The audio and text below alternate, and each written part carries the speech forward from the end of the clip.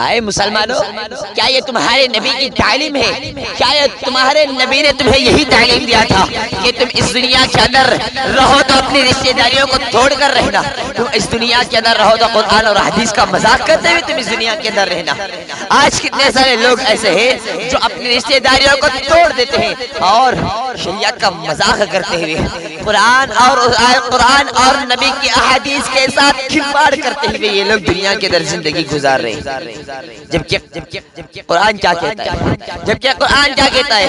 سورہ محمد کے اندر اللہ رب العالمین کہتا ہے، کیا زمین کے اندر تمہیں اللہ رب العالمین نے خلیفہ بنا دیا تو کیا تم زمین کے اندر فساد برپا کرو گے اور اپنی رشتہ داریوں کو توڑے رکھو گے؟ قطع رحمی کرتے ہوئے تم زمین کے اندر گھومو گے؟ یاد رکھو، اگر تم نے ایسا کیا تو اللہ رب العالمین اندھا بنا دے گا، تمہیں اللہ رب العالمین اندھا بنا دے گا۔ اور اللہ کے نبی صلی اللہ علیہ وسلم کیا کہتے ہیں؟ لا یحل لمسلم ان یہجر اخاہ فوق ثلاث۔ جب اللہ کے نبی صلی اللہ علیہ وسلم فرماتے ہیں لا یحل لمسلم ان یہجر اخاہ فوق ثلاث، کسی بھی مسلمان کے لیے یہ جائز نہیں ہے کہ وہ اپنے بھائی سے 3 دن سے زیادہ بات کو چھوڑے رکھے۔ میرے بھائی، آج دشمنیاں کس کے اندر نہیں ہوتے، تنازعات کس کے اندر نہیں ہوتے، لڑائی جھگڑے کس گھر میں نہیں ہوتے؟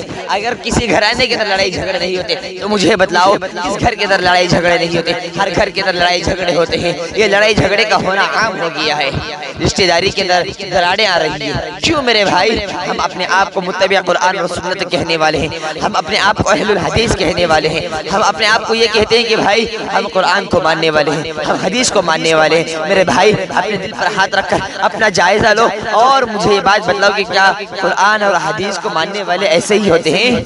کیا قرآن اور حدیث کو ماننے والے رشتہ داریوں کو توڑے رکھتے ہیں؟ کیا قرآن اور حدیث کو ماننے والے اللہ کے نبی کی جب حدیث آ جائے تو اس حدیث پر عمل نہیں کرتے ہیں؟ نہیں میرے بھائی، بلکہ قرآن اور حدیث کو ماننے والے تو ایسے ہوتے ہیں جب قرآن کی بات آ جائے، جب حدیث کی بات آ جائے تو فوراً وہ اپنی انا کو توڑ کر، اپنے غرور کو توڑ کر، اپنے غرور کو چھوڑ کر وہ حدیث رسول کو قبول کر لیتے ہیں۔ وہ حدیث رسول کے سامنے، وہ اللہ رب العالمین کے کلام کی آیتوں کے سامنے اپنے آپ کو تسلیم کر دیتے ہیں، اپنے آپ کو سارے تسلیم خم کر دیتے ہیں رب العالمین کے فرمان کے آگے۔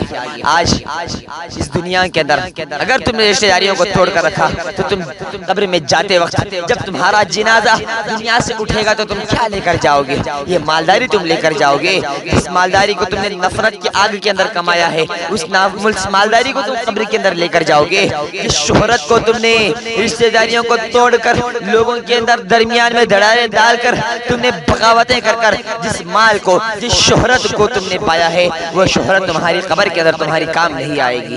یہ مال تمہارا دنیا میں رہ جائے گا، یہ اولاد تمہاری دنیا میں رہ جائے گی، یہ تمہارا سب کچھ کمایا ہوا پیسہ، تمہارا دھن دولت سب کچھ دنیا کے اندر رہ جائے گا۔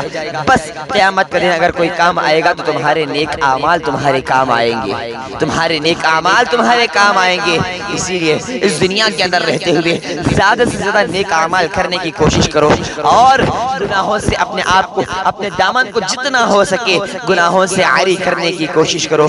جب تو رشتہ داری کو توڑے رکھو گے تو یہ سب سے بڑا گناہ ہے۔ جانتے ہو اللہ کے نبی صلی اللہ علیہ وسلم کیا کہتے ہیں؟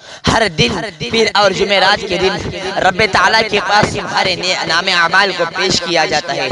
ہر دن جمعرات اور پیر کے دن تمہارے نام اعمال کو رب تعالیٰ کے پاس پیش کیا جاتا ہے، اور اللہ رب العالمین فرشتوں سے کہتا ہے کہ جو لوگ آپس میں بات چیت کو چھوڑے رکھے ہیں تم ان کے معاملے کو معلق رکھ دو، ان کے حساب و کتاب کو تم معلق رکھ دو، ان کے معاملے کو پینڈنگ میں رکھ دیا جاتا ہے۔ کون چاہتا ہے کہ رب العالمین کے پاس اس کے معاملے پینڈنگ میں ہو جائے، اس کے اعمال، اس کی جو ساری کی ساری چیزیں ہیں، اس کا معاملہ پورا پینڈنگ میں رہ جائے، معلق میں رہ جائے؟ کوئی چاہتا ہے؟